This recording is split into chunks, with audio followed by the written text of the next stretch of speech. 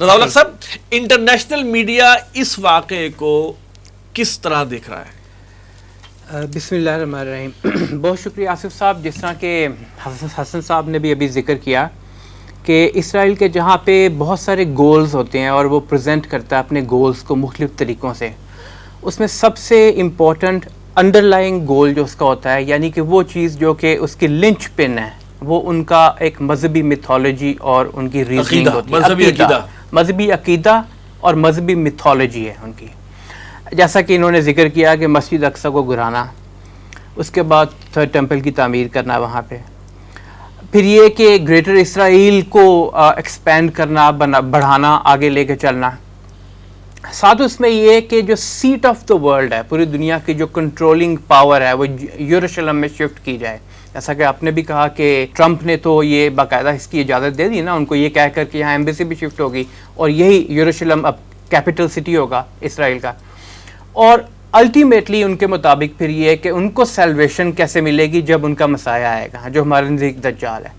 تو ان ساری چیزوں کو سامنے رکھیں تو انہوں نے بہت شروع سے ہی جتنے بھی سینٹرز آف پاور ہیں دنیا کے، جن میں پولیٹیکل سینٹرز آف پاور بھی ہیں، ایک زمانے میں برطانیہ تھا، بیلفور ڈیکلریشن وہیں سے آیا نا، پھر امریکہ آیا، پھر امریکہ کے تھرو کتنی ویٹوز کروائے انہوں نے سیکیورٹی کاؤنسل میں، اور امریکہ کے تھرو ہی باقی اعلانات بعد والے کروائے.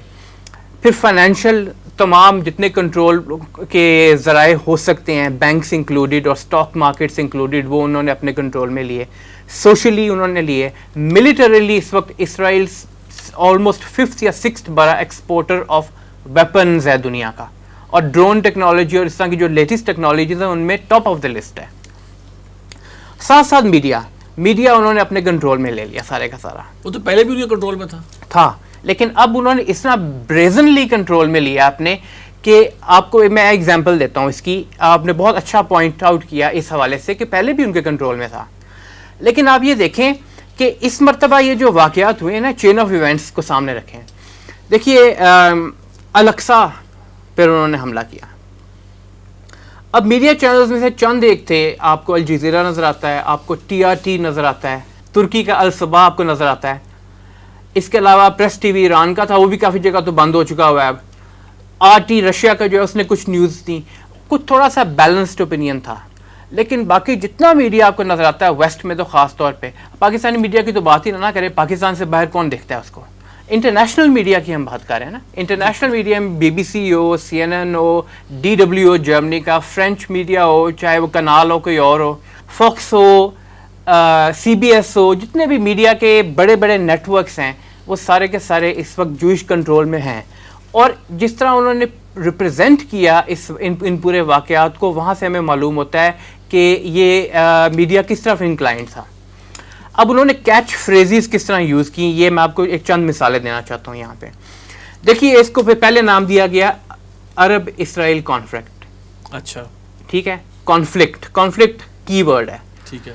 اچھا، ساتھ انہوں نے یہ کہا کہ جوئش عرب کانفلکٹ، مسلمانوں کا نام کہیں بھی نہیں آنے دیا. ٹھیک ہے، یہ کہیں بھی نہیں کہہ رہے کہ یہ جوز اور مسلمان، جوز نے مسلمان پر ظلم کیا ہے. نہیں، کانفلکٹ ہو رہا ہے ایک جگہ. اچھا، دوسری بات، اسرائیل کو رائٹ ٹو ڈیفینس ہے.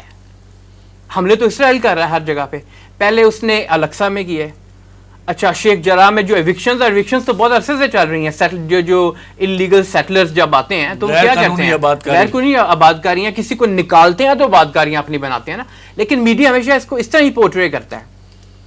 اچھا، ساتھ یہ کہ پھر جب انہوں نے غزہ ایک بڑی انٹرسٹنگ ایشو ہے اسرائیل کے لیے بھی اور انٹرنیشنل میڈیا کے لیے بھی.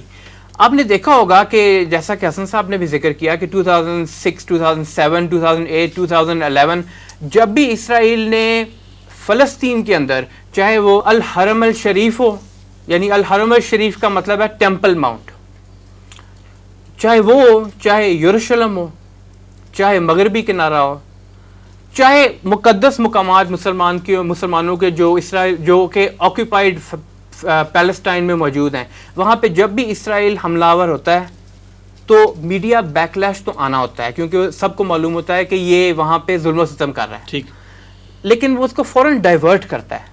اور ڈائیورٹ کس طرح کرتا ہے؟ غزہ کے اوپر حملہ کر کے.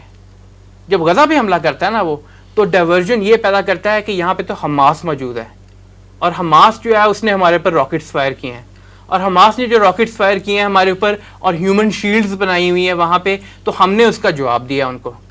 حالانکہ یہ بات ثابت ہو چکی ہوئی ہے، یہ تو اس وقت انٹرنیشنلی ثابت ہو گئی ہے پچھلے 2-3 دن کے اندر اندر کہ نیتن یاہو کا جو اسپوکس پرسن ہے، اسپوکس مین ہے اس کا نام ہے آفر جنڈل مین.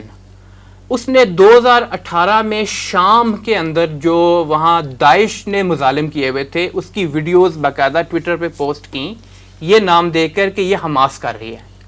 ٹویٹر نے اس کو فیکٹ چیک یا ریالٹی چیک جسے ہوتے ہیں وہ دیا، جس کے اوپر اس نے وہ ٹویٹس ڈیلیٹ کی. لیکن وہی پورا کیس تھا جو کہ انٹرنیشنل میڈیا نے بنایا اور اسی کو لے کے آگے چلے. اب وہ یہ کہیں بھی نام نہیں لیں گے کہ سویلینز کے اوپر ایئر اسٹرائکس ہو رہی ہیں، میڈیا ہاؤسز کے اوپر ایئر اسٹرائکس ہوئی ہیں، اور الجزیرہ کے تو آفیسز بے تحاشا انہوں نے تباہ کیے. اے پی ایسوسیٹڈ پریس جو ہے مغرب کا ایک ادارہ ہے، اس کے بھی انہوں نے آفیسز تباہ کر دیا، لیکن اس کا کوئی نام نہیں لے گا.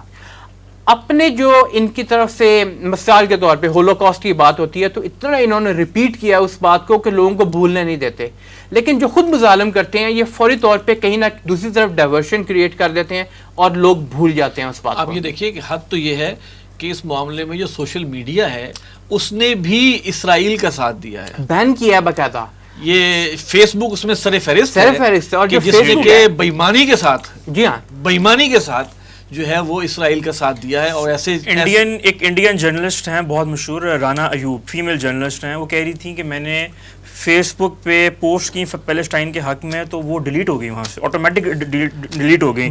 سیکنڈلی اگر دیکھیں یہ بات ایک طرح کہ وہ جھوٹ دکھا رہا ہے یا وہ غلط بات جھوٹ پروپیگنڈا کر رہا ہے، یہ میڈیا کا کردار صرف اس حد تک محدود نہیں ہے بلکہ وہ ہینڈ ان گلو ہے، وہ ان کا ساتھ دے رہا ہے. کس طرح ساتھ دے رہا ہے کہ ٹویٹ آتی ہے اسرائیلی ڈیفنس فورس کا جو ٹویٹر اکاؤنٹ ہے کہ ہم نے گراؤنڈ فورسز بھی اتار دی ہیں غزہ میں. اچھا، اس ٹویٹ کو پورا انٹرنیشنل میڈیا اس کو کور کرتا ہے اور اگلے دن وہ کہہ دیتے ہیں کہ ایسی تو کوئی بات نہیں تھی، ہم نے کوئی گراؤنڈ فورسز نہیں اتاری. پتہ یہ چلا کہ انہوں نے یہ ٹویٹ اس لیے کی اور میڈیا پہ یہ باتیں اس لیے چلوائیں کہ جو حماس کے کمانڈرز ہیں وہ اپنی پوزیشن سنبھالیں، ان کو پتہ تھا کون کہاں پوزیشنز ہیں، اور وہاں بمباری کی انہوں نے وہی کیا. جب انہوں نے پوزیشن سنبھالنی گراؤنڈ ٹروپس کا مقابلہ کرنے کے لیے تو انہوں نے وہاں بمباری کر دی.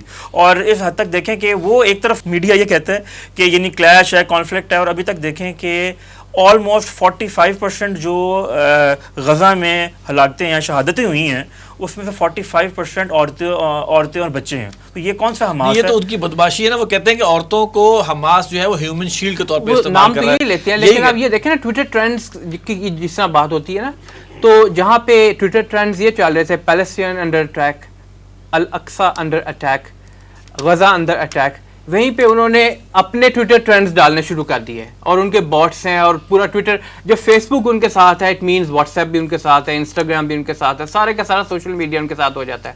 کچھ ہمارے نادان لوگ ایسے ہیں جو یوٹیوب ویڈیوز صرف اس لیے کہ وہ ریٹنگز بڑھنی ہے تو اس لیے ڈالنا شروع کر دیتے ہیں، دیکھیں حماس نے اتنے اٹیکس کر دیے اور یہ کر دیا، اتنا نقصان پہنچا دیا. یہ بھی انہی کا مقصد سرو کرنا، انہی کا مقصد سرو کرنا شروع کر دیتے ہیں، حالانکہ ایسا کوئی ہوا نہیں ہوتا.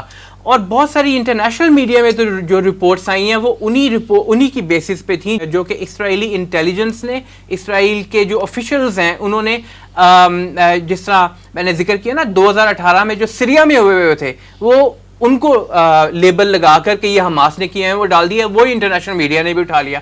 تو انٹرنیشنل میڈیا تو ہینڈ ان گلو ہے، جیسا کہ حسن صاحب کہہ رہے ہیں، اس میں کوئی شک نہیں. میڈیا جو ہے وہ اس کا بھی گویا اس کا مطلب یہ ہے کہ سب سے پہلے تو یہ بات اسٹیبلش پہلے سے تھی کہ وہ بھی اس پر بھی یہودیوں کا کنٹرول ہے. ٹھیک ہے، اب انہوں نے جیسے آپ نے کہا کہ دیگر چینلز کے دفتر بھی اڑا دی اس لیے کہ کہیں سے بھی کوئی غلطی سے بھی کوئی سچ نہ دکھا سکے. جی ایگزیکٹلی، ٹھیک ہے، ان کو تو کوئی آگے نہیں کہے گا تم نے کیوں اڑایا، نو ون کیئرز. ٹھیک ہے، لیکن انہوں نے اس لیے احتیاطاً اڑا دیا کہ وہ بھی سچ نہ دکھا سکے.